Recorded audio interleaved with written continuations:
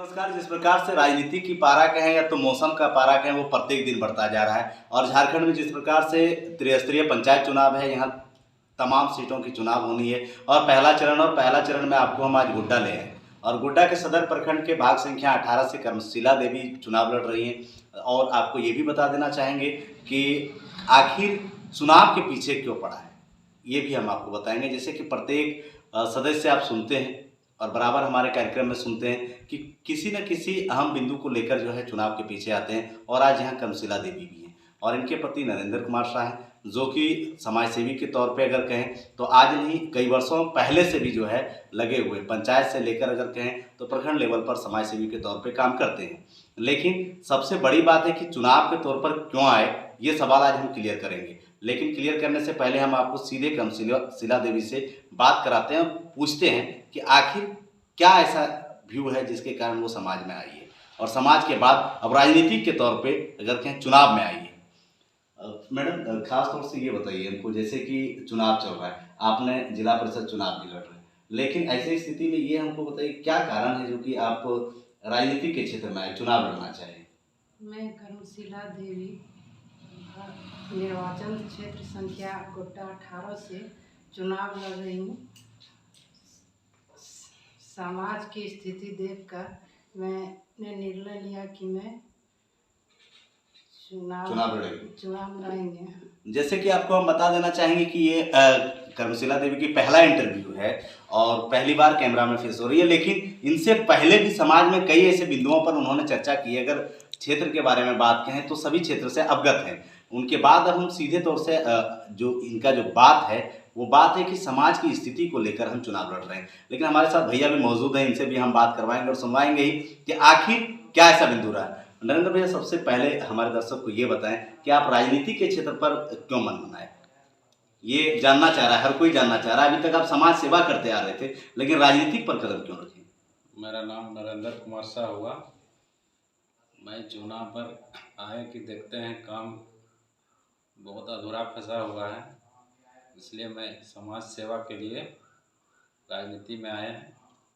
जनता को क्या कहना चाहेंगे, अगर आप चुनाव में जीत कर आते हैं तो आपका पूरा 5 साल का जो टारगेट रहेगा, किन किन विकास के मुद्दों पर आप काम करेंगे? जनता को सेवा के लिए ही आया हूँ और देख रहे हैं कि जिला परिषद जो भी जीत के जाते हैं कहीं कहीं विकास हो नहीं पा रहा है।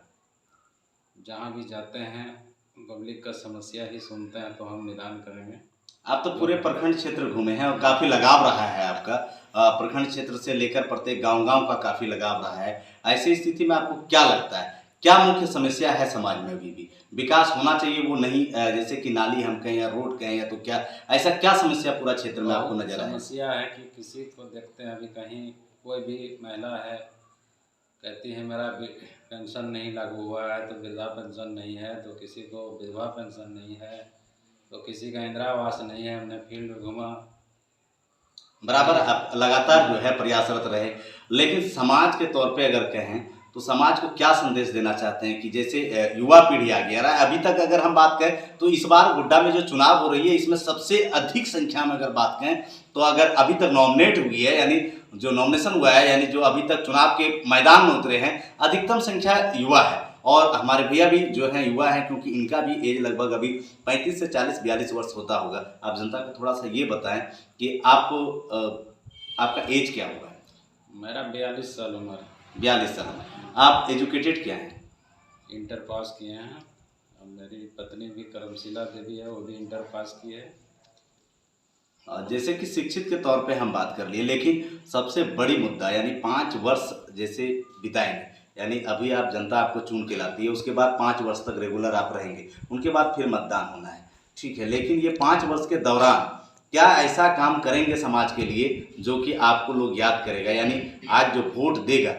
सबसे पहले हम ये कह देना चाहते हैं कि विधानसभा जब चुनाव होती है तो उसमें भी एक रोड मैप तैयार होता है, वो भी पहले घोषणा पत्र जारी करते हैं कि हम क्या काम करेंगे। लेकिन ऐसे पंचायती चुनाव में इसको क्लियर करना, कोई भी दस्तावेज पुटअप करना नहीं है। लेकिन इसके बाद भी हम जनता को ये बताना चाहेंगे कि अगर नरेंद्र भैया की धर्मपत्नी अगर कर्मशिला देवी चुनाव जीतकर आती है और आपका साथ रहे, अगर जनता का साथ रहे, तो वो जनता के लिए पहला प्राथमिकता क्या देगा? जैसे कि कई ऐसे प्रत्याशी का भी आपने सुना है कि हमने प्रत्येक गांव के हर गली पे पानी का व्यवस्था करवाएंगे, प्रत्येक गांव के हर गली में नाली का व्यवस्था करवाएंगे, रोड का व्यवस्था करवाएंगे।